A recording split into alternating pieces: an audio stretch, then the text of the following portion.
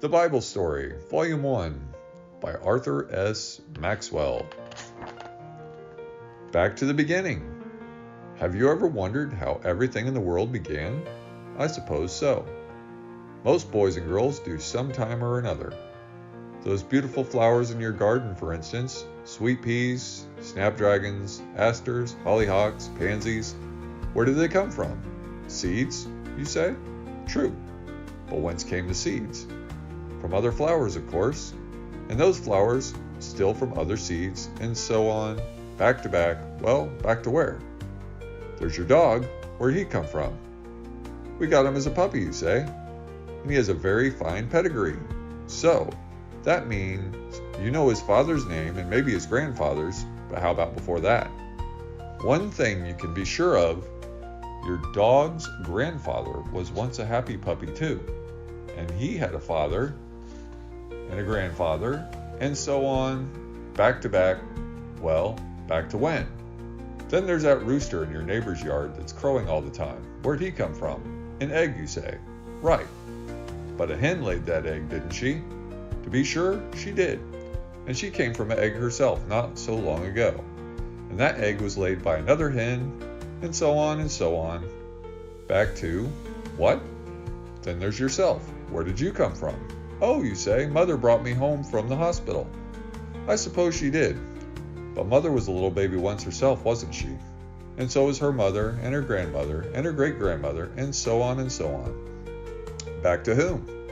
Think of the mountains too, and the wooded hills, the flowing rivers, the sand on the seashore, all the wonderful things of nature. Were they always here, or did you just see them now? Or did they too have a beginning? And if so, when and how? Many great men have tried to explain these things. They've come up with all sorts of strange ideas and suggestions, most of them far from the truth. There's only one place where you'll find the true story, and that is the Bible. If you'll open this wonderful book, you will find the very first part is called Genesis, meaning the book of beginnings. Here you will find the answer to all your questions. And that reminds me of a little girl I know. Once I asked her which chapter of the Bible she liked best. I thought she would say the 23rd Psalm, the one that begins, "The Lord is my shepherd." But no, she said, the first chapter of Matthew.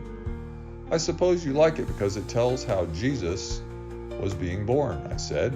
Oh no, she said, I like it because it's all about the begats. The what, I asked? The begats, she said.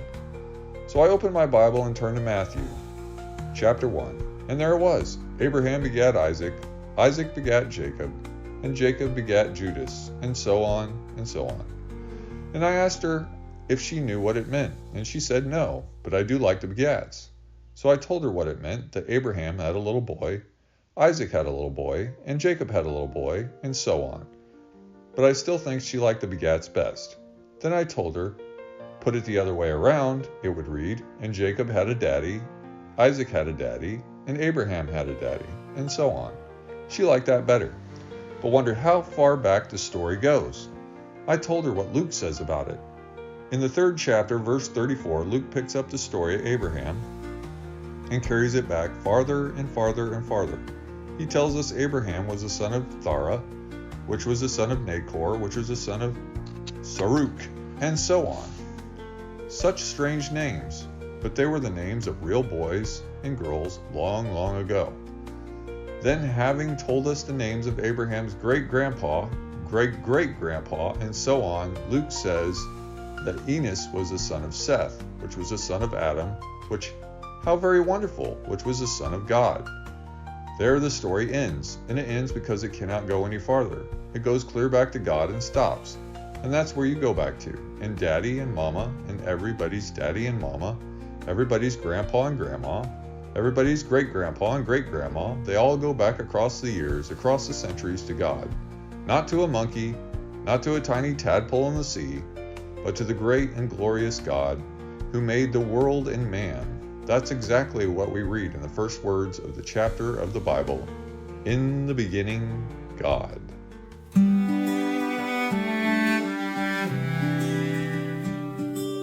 Have you ever wondered how the world began to spin?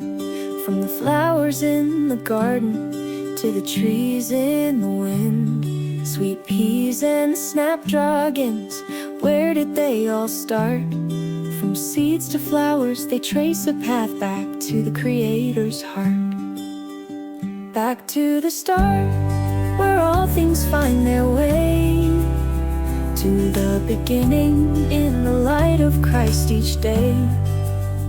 From the smallest seed to the tallest tree, back to the place where we began to be. There's your dog, a puppy once, with a pedigree so fine. His father and his grandfather, back through the line. But before the names we know, where did they come from?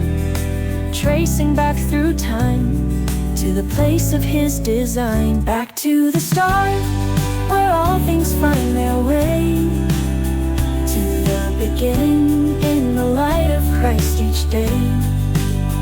From the smallest seed to the tallest tree, back to the place where we began to be. The rooster in the yard, crowing loud and proud, from an egg he came, laid by a hen unbowed. Each egg and each hen, back through time they go, to the start of everything, the place we all know. Back to the start, where all things find their way, to the beginning in the light of Christ each day. From the smallest seed to the tallest tree, back to the place where we began to be. Think of the mountains, the rivers and the sand.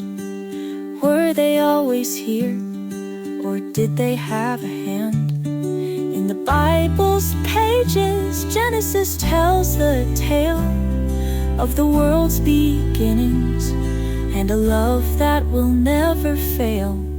Back to the start, where all things find their way, to the beginning in the light of Christ each day. From the smallest seed to the tallest tree, back to the place where we began to be.